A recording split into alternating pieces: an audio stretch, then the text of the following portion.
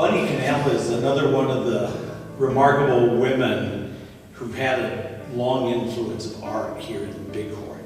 She and Mary Burgess probably practiced the longest of any of the artists we've talked about in this series. And Bunny actually achieved the most acclaim of any of the artists. She showed nationally, she had galleries all the way up into Vermont and California, and she sold not only nationally but internationally.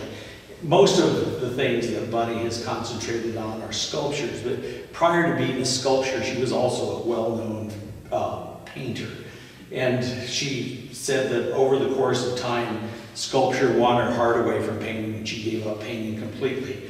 But what she was using, like most of the artists out here in the Bighorn area, where she was using animals and wildlife and scenes that were familiar to her and were part of her daily routine of seeing them on the ranch, seeing them in the area. This is her Phantoms of the Prairie, and as you can see, she's done a marvelous job of showing the movement and that light gleaming off the pronghorn as they go across the plains. I would like to talk about this piece a little. I was sculpting light when I did this. Obviously it is pronghorn, antelope, but when you see them out on the prairie, as we do near our home, they are a flash of light.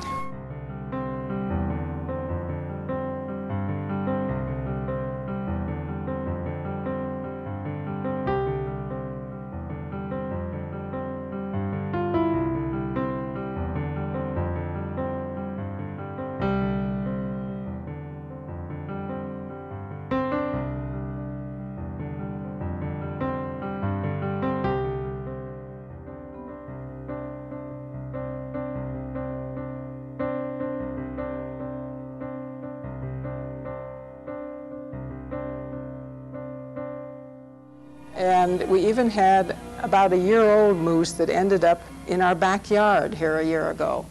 Unfortunately, it had one front foot all full of porcupine quills, and we had to rope it and call the Fish and Game, and they came and we pulled the quills out, loaded it in the horse trailer, and took it back to the mountain and turned it loose. So maybe it's this size by now.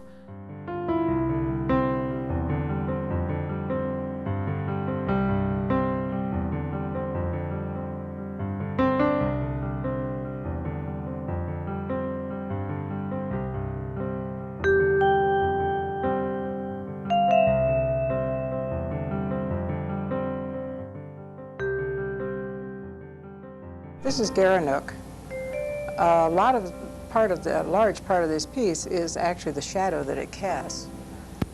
So when placing a piece of sculpture in a room, sometimes it's interesting to put it near a wall with a spotlight that will give you an added aspect to it. Of course, we're three-dimensional anyway, and a sculptor thinks about mass and thinks about negative spaces, which this one has some very interesting ones.